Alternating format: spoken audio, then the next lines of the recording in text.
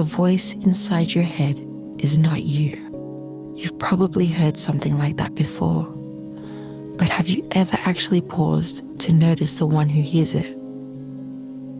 That's where this begins. Not with thinking, but with noticing. Awareness is already here. Let's remember how to feel it. You've likely touched it before. In the quiet of early morning, watching light flicker through trees, or in heartbreak, when the identity you cling to dissolves and something deeper is just there. That presence, that stillness. It's not something outside of you. It's what you are beneath all the stories you've been told and the thoughts you've believed.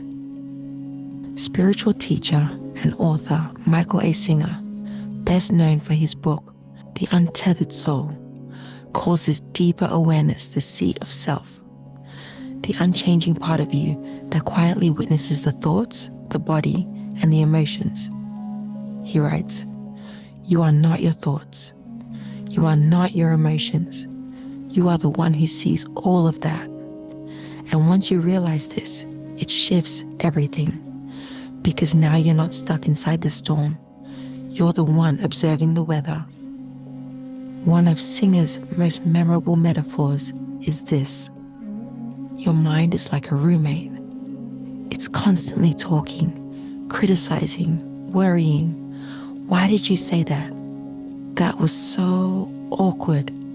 They didn't text back. They must be over you. You really should have handled that better. Now imagine that voice as an actual person sitting beside you all day long. Would you trust them? Would you want to live with them? Most of us would say no, and yet we let this inner roommate run our lives. Singer reminds us, the only reason you listen to this neurotic voice is because you don't realize you don't have to. This is where consciousness becomes freedom, because you're not the voice.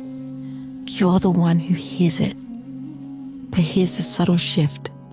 You don't have to fight your thoughts. You don't have to fix them. Instead, you start to see them for what they are. Signals, not truths. If your mind says, "I'm such an awkward weirdo. No one likes me," you can meet that with, that old story again. No panic, no judgment, just observation. That thought isn't true. It's not even you. It's a sign that something inside may be out of alignment. A nudge to reconnect with your higher self. And the most powerful response isn't to argue with the thought. It's to come back to awareness, back to presence, back to the you that doesn't believe the story. From that place, the thought begins to soften. You don't have to fix it. Just give it space. But most of us don't stay in this space.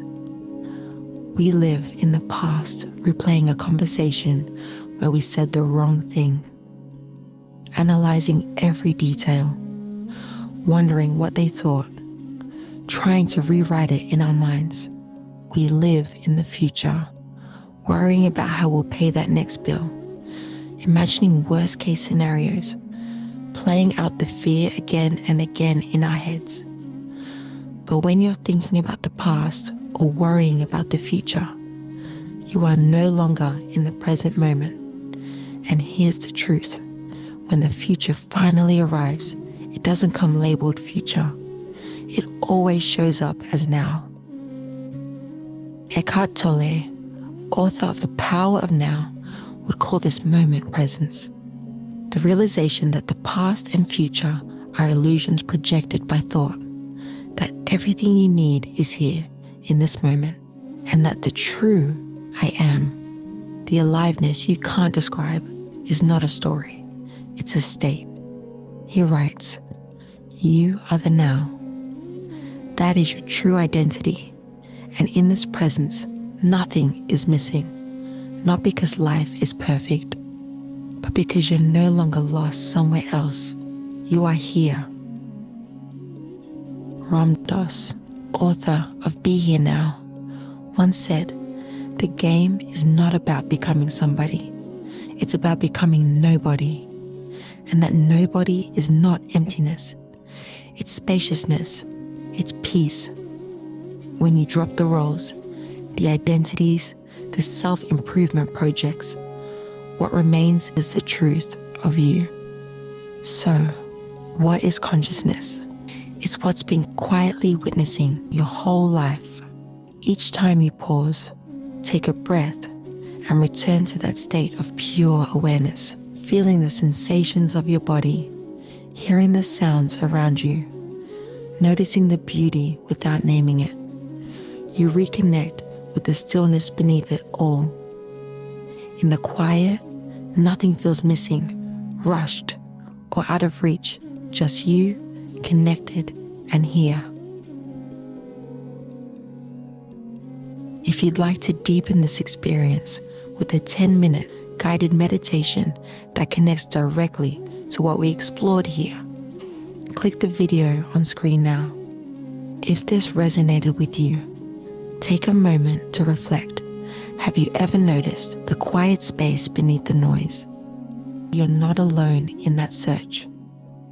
Subscribe to join a community of people walking the same path, rooted in awareness, truth, and inner freedom.